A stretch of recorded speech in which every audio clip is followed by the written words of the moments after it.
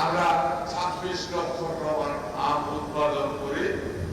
আমরা সবাই বলি আম খুব সুস্বাদু, সবাই ঠিক আছে, সবকিছু খাওয়ার তো একটা লিমিট আছে।